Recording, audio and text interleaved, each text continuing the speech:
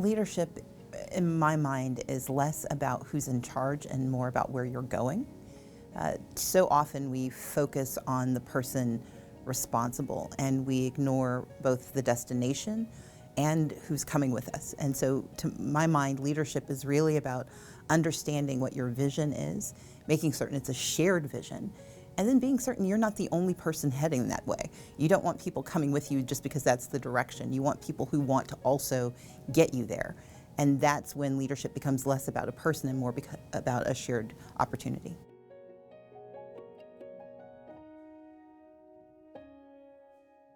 Coming to Yale was as much about testing my own sense of capacity. And when I got here, I found things I didn't know I was interested in. I became a tax attorney because during my first year, I was asked by a friend to go and help someone who was working on a grant proposal. And he said, well, you took accounting in grad school. And I said, I took an accounting class. But I knew more than the person he wanted me to help. The gentleman I was working with had taken over a nonprofit organization and needed help.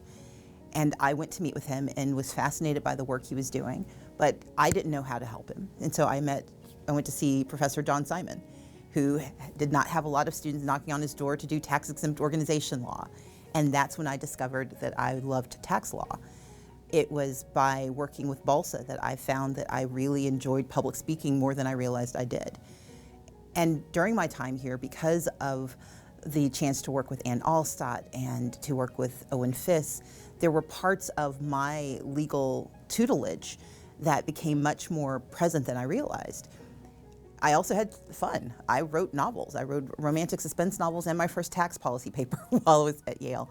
And what was fantastic about being here was that those parts of myself could equally coexist.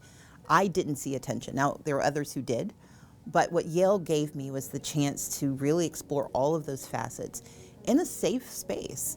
I was still going to leave here with a Yale Law degree, which gave me sometimes a permission structure that a lot of students don't realize they have. When you have this opportunity, you can try more things, and you don't have to be as concerned about failure. Not because it won't happen, but because there is a resilience that's built into being here, but there's also a resilience that's built into succeeding here that you get to carry with you along with your diploma.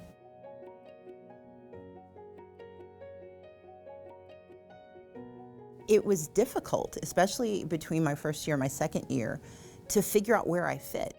I'm a high achiever, but in a different way than a lot of my fellow students. There were things I was supposed to want that I didn't, and it was hard trying to decide what was right for me. When everyone starts applying for clerkships and the voice in the back of my head said, I have no interest in that. It was a difficult decision to opt to not participate. And so I think when we think of obstacles, we tend to think of them as singular barriers. But one of the challenges for me is figuring out who I needed to be with the credentials I was attaining. And especially as a student of color, there are things you're supposed to want because you would be one of the first. And it is difficult sometimes to navigate what you want versus what others want for you. And so I think of the obstacles I tried to navigate here, it was really learning to be comfortable with who I was becoming instead of being shaped by what people expected me to be.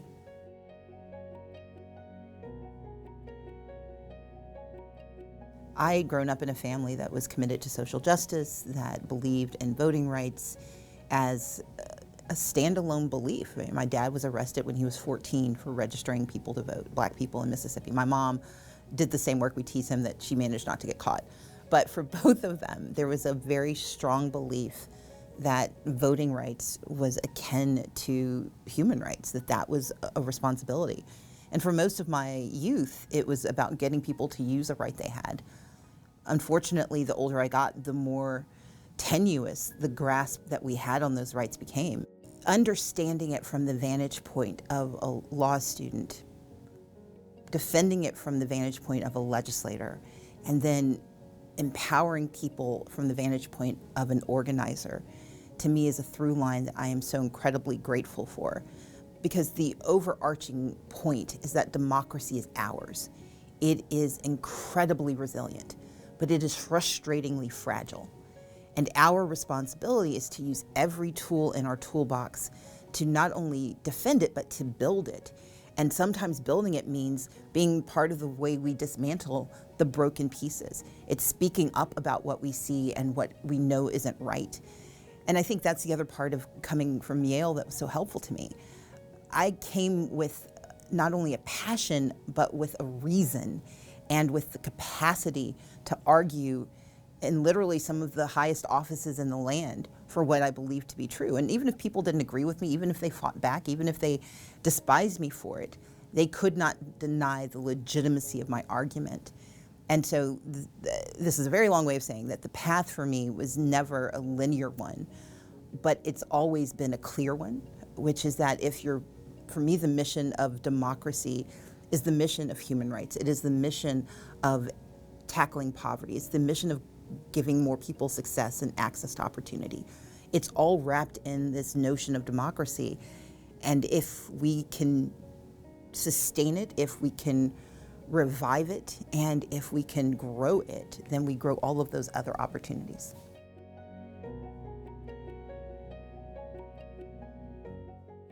We know that college students are facing attacks on their right to vote. We know that young people, especially young people of color, have an ascendancy and power that is being met with an extraordinary pressure to deny their rights. And so what I say to them is, if it didn't matter, they wouldn't be working so hard to stop you. But what I also remind us of is that this has been a fight that has been going on since the inception of this nation. Voting rights have never been freely given. At the very beginning, you had to be a white male landowner with conditions to be able to exercise the franchise. And so every day when we fight for this franchise, every day when we claim it as our own, we are claiming opportunities that have always been denied. And we don't get to let them win. Yes, you get tired, take a nap, and then get back at it, because fundamentally all of the other things we want rest on our ability to preserve and protect and defend our democracy.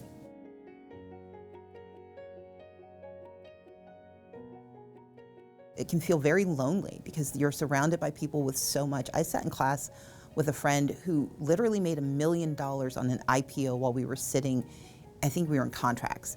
I didn't know what an IPO was. And he actually was very kind. He asked me if I wanted to participate.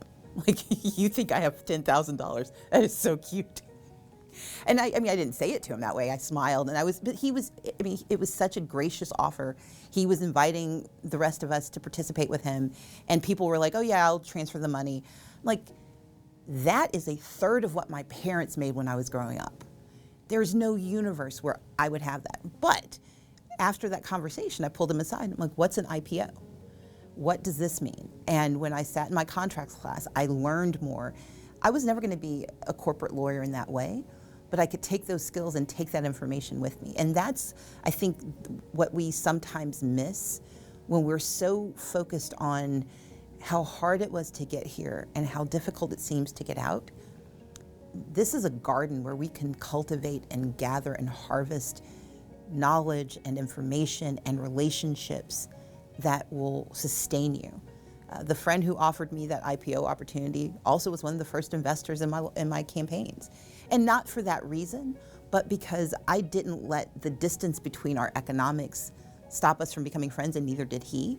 But more importantly, I took the time to learn, how do I get to where he is? I'm not there. I took some wrong turns or different turns. So I'm never gonna be where he is, but I can appreciate how he got there, and I can take those skills with me.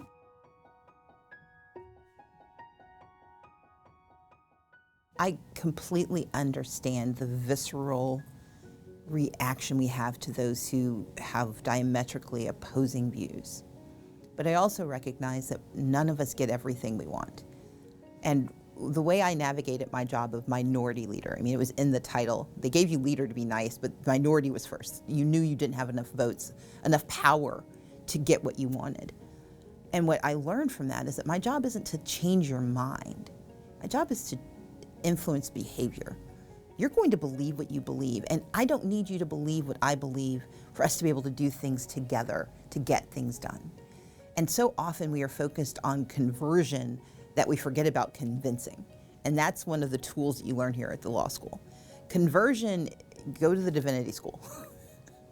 Convincing, come to the law school, because here, what our job is to understand enough of the other side, the other position, the other belief system, that we can respect it, possibly dismantle it, but never do so from a place of superiority and obnoxiousness, but more from a place of here's how we get to the better outcome we're seeking.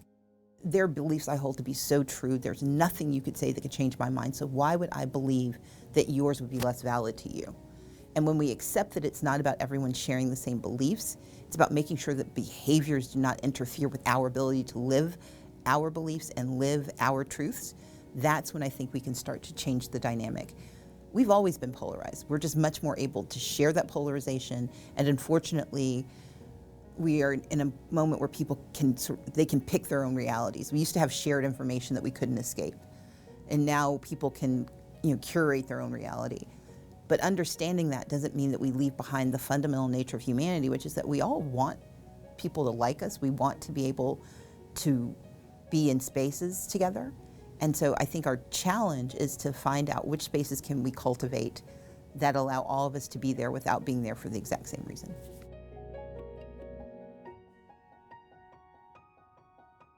I would say, number one, yes, you will be able to afford to stay here because financial issues are real, and especially when you're surrounded with folks who have not only opportunity but means, it can feel very isolating.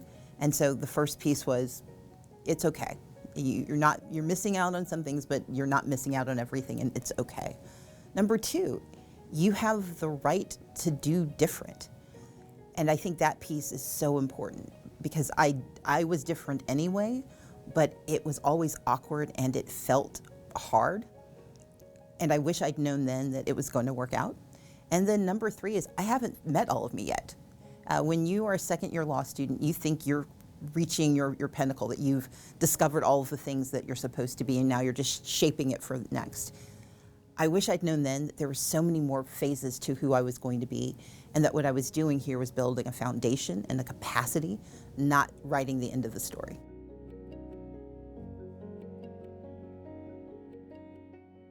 I know what people see when they see me. I know who I am.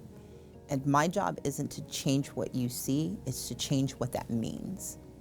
And the best way to change what it means is to be authentic, be sincere, and in some ways be vulnerable to attack, but not in the sense that I get defeated by it. I like to think of it as a form of entry. I just absorb the energy and I use it for my own needs. Power is hard to come by, it's harder to hold. But when you wield power to defeat others, it is destructive. But when you wield power to expand the possibilities for others, it becomes a much more vibrant tool. And my mission is to always see it in that way. I'm not supposed to have it. They didn't know I was going to find it, and I don't plan to give it up.